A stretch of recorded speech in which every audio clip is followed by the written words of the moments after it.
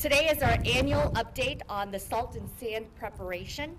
Staff informs me that they call this Snowdio, and this is my first Snowdio.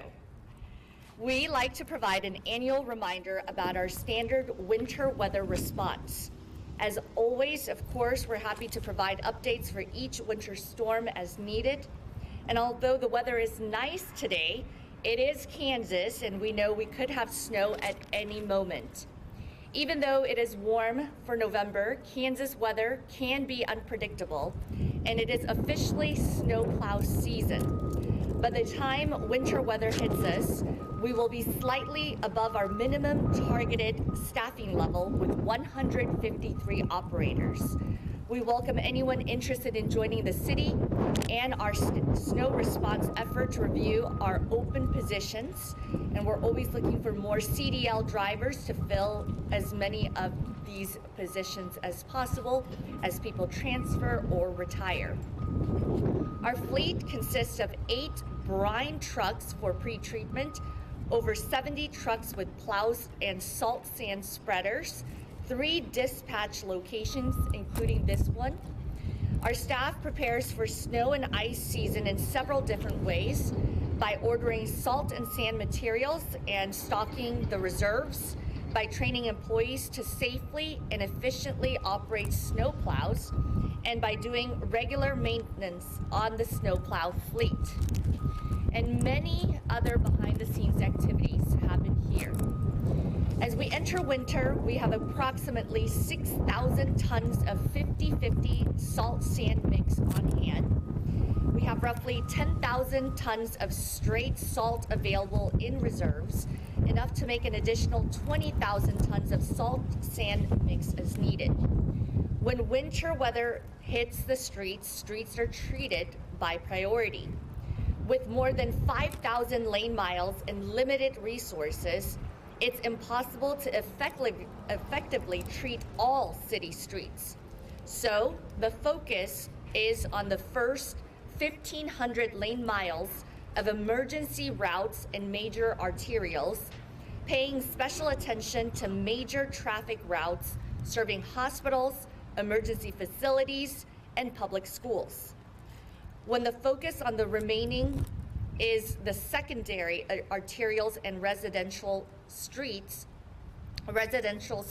access streets, which account for an additional 300 lane miles. Just as a reminder, the city of Wichita does not maintain federal and state roadways. Those include K-96, I-135, I-235, and Kellogg. On average, the city uses about 1,000 tons of salt sand mix per event. But that, of course, depends on the type and amount of precipitation, how cold the temperatures are, and how long the events occur.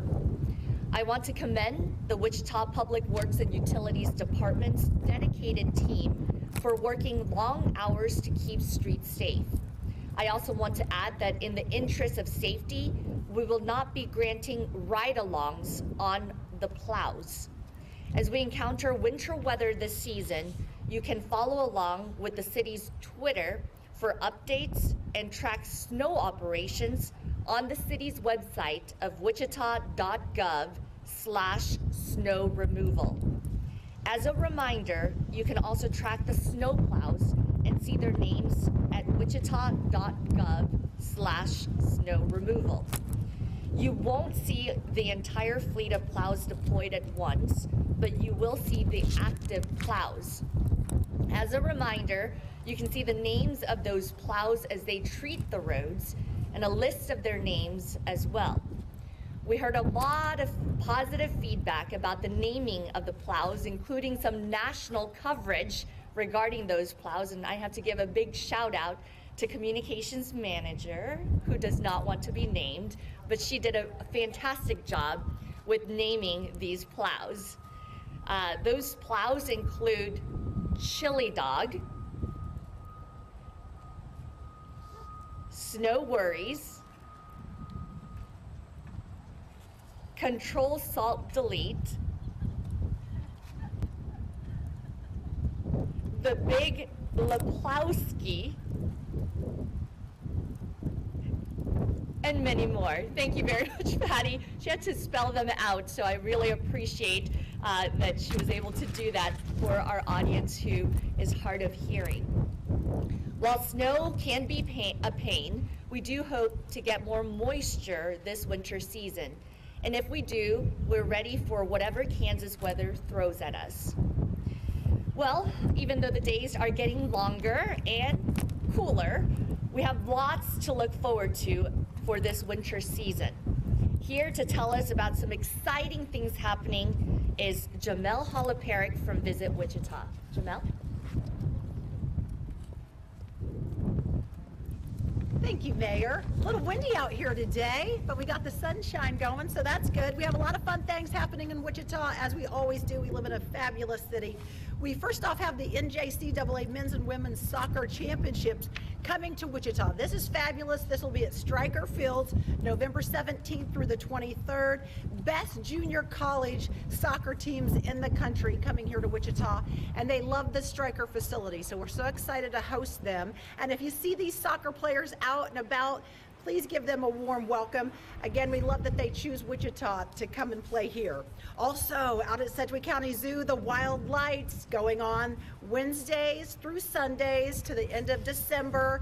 Asian Lantern Festival, thousands and thousands of lights. It's gorgeous out there. Sculptures and creations. Those are two tough words too, right? Didn't you tell me? But yes, so I mean, it's gorgeous. Get a hot cup of cocoa, go out there, maybe a date night with your family. It's gorgeous. And then we have Cirque Dreams Holidays at Century 2. This is November 26th and 27th, and they are so talented acrobats, and it's a Broadway style production, and storybook characters come to life, so it's really fun to get into the festivities with your families. And of course, Veterans Day is this Monday, a lot going on, and we want to thank all our veterans out there for everything they've done for us. There's a commemoration at the Veterans Park at 11 a.m., a parade on Saturday. So just go have a great weekend and be safe. Thank you very much, Jamel, and we always appreciate learning about the good things happening in our community, and there is lots to do, and we appreciate that you share that with our community. As I mentioned earlier, the days are getting shorter and cooler, and as we look at preparing for winter weather, it's also good to prepare for how colder, darker days may impact our mental health. Here to give us some tips is Eric Litweiler from the Mental Health America to give us our weekly mental wellness tips. Eric? Thank you, Mayor. Unlike you and our friends from Visit Wichita, I don't have to worry about my hair blowing around, which is really handy. So today I want to talk a little bit about kind of anxiety, stress, especially in light of the recent election, which I know is causing some stress for folks, especially as they head into those family gatherings where maybe not everyone in the family agreed on election outcomes. We wanted to help folks kind of deal with that and protect their mental health. So for starters, I want to mention that those who are hosting family gatherings in the coming months really need to take their responsibilities seriously by thinking about setting some ground rules. There's nothing wrong with establishing topics that are off limits in your homes or around your tables, or at least establishing where such conversations can take place. For instance, take it outside. And for those hosts or family leaders who do not believe that setting these ground rules is within their scope of authority, bear it in mind that failing to make even minimal efforts to protect the mental health of your own family members makes it increasingly likely in years to come that those family members may decide they have better places to spend the holidays than around a hostile table. Families are increasingly mobile and scattered these days, so even if you disagree with making these concessions, they are a small price to pay for having productive and congenial conversation for the few hours or the couple days that your family is able to gather together during the year. If these rules are not set or are ignored, and conversations are heading in a direction with which you are not comfortable, protect yourself or your loved ones by being willing to leave the area. Go for a walk, leave the room to take or place a phone call, Excuse yourself to have private conversations with those who respect and value your thoughts. Or simply inform the host that you or your immediate family will be leaving early. If they have an issue with that, maybe they'll remember it next year and be a little more willing to establish rules that accommodate the feelings of the entire family and not just those whose opinions they share. In addition, consider setting goals that are not in any way contingent upon who is in the Oval Office.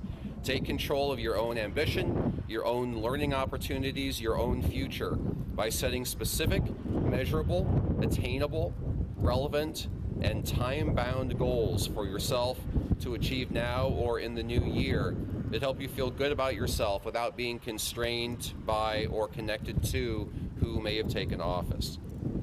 Next, set realistic expectations for yourself. This is especially true for those who are hosting these gatherings. Your home is where messes are made. Your home is where rooms are lived in. So expecting perfection from yourself or from your guests is not realistic and only sets the scene for disappointment when something unplanned happens, as it invariably will. Give yourself some grace. And remember that the love of your family should never be contingent on a stray pet accident or a basket of unfolded laundry.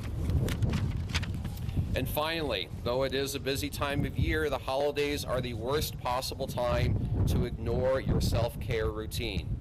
Maintain your morning workout, keep your Tuesday lunch appointments with friends, and please do not cancel your weekly therapy. You need these things over the next 2 months more than ever, so foregoing them at the expense of your mental health when you need them the most is really counterproductive. Schedule family activities around your care plan and ask those who are attending gatherings at your home if there are appointments that you need to schedule around for them as well. There is a good chance that your family time becomes increasingly difficult to schedule with every passing year. I know it does in mine. So please take steps to make the most out of the limited opportunities you have to make these gatherings as stress-free for your family as possible, both for your own mental health and for that of your loved ones. Thank you.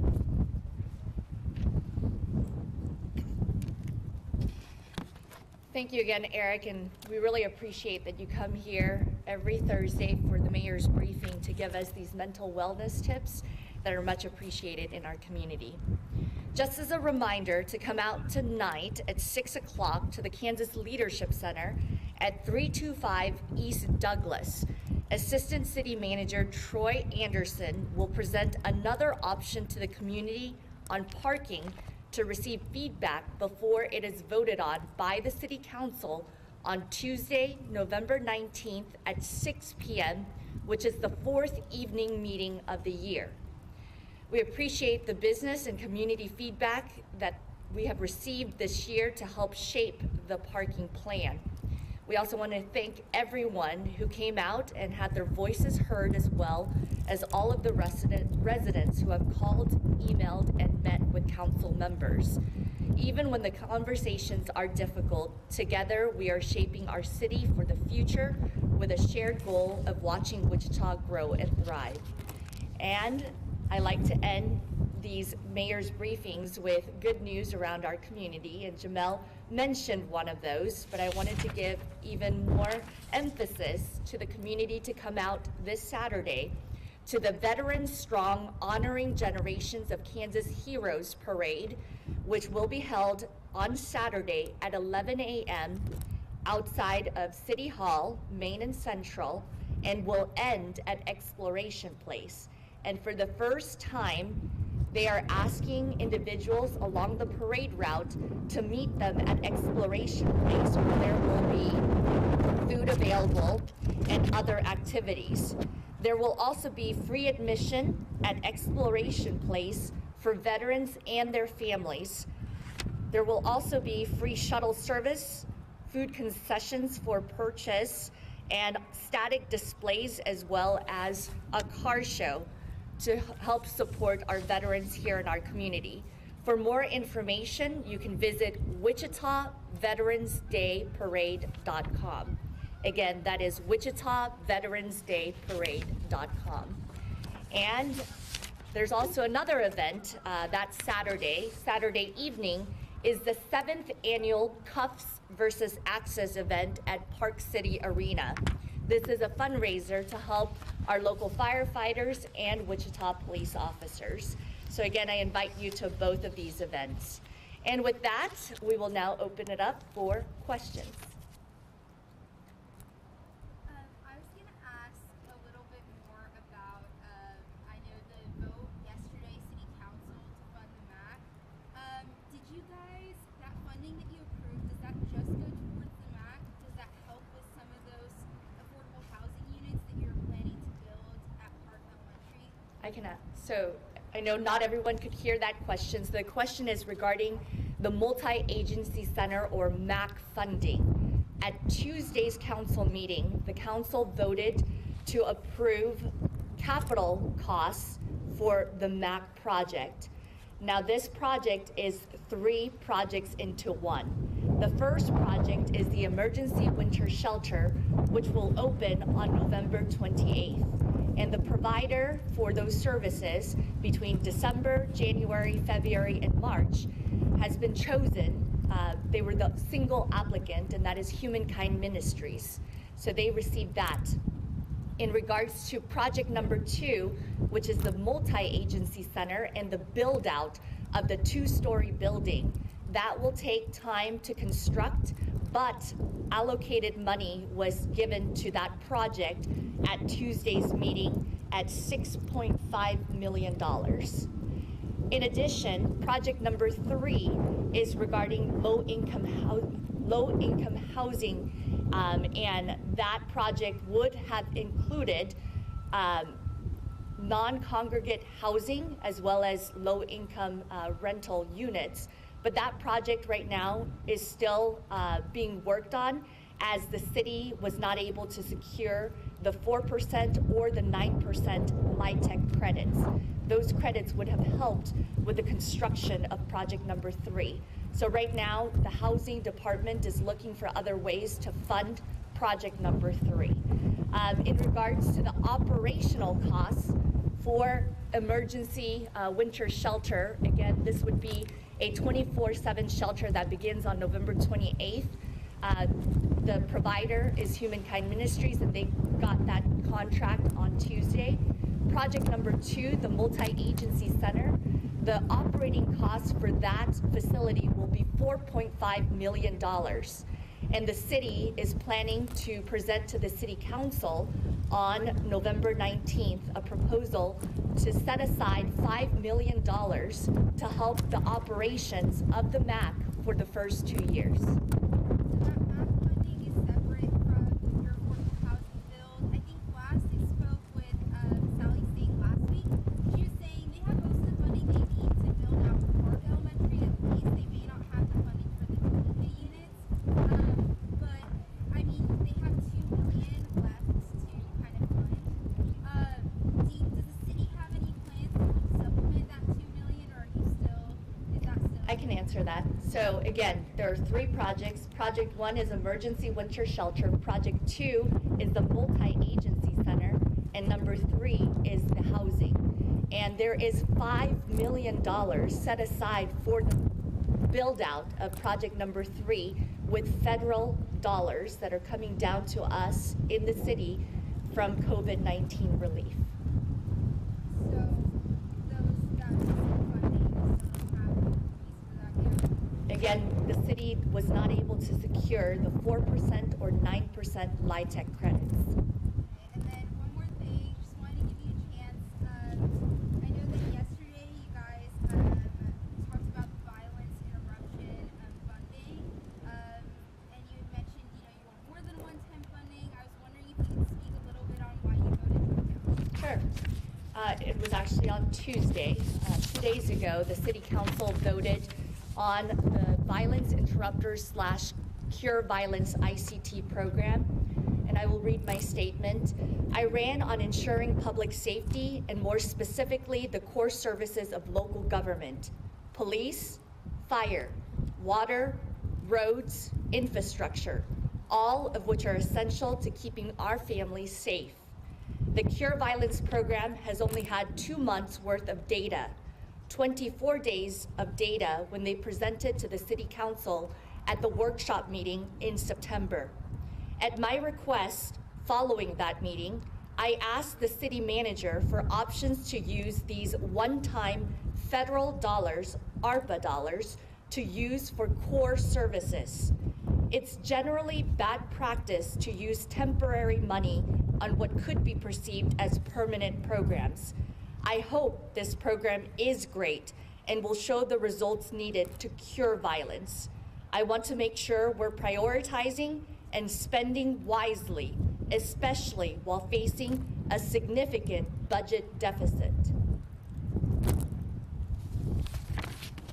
Thank you all very much. Oh, go ahead.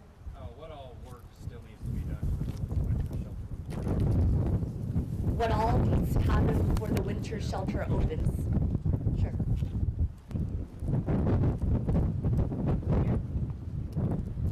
Thank you for that question. Thank you, Mayor.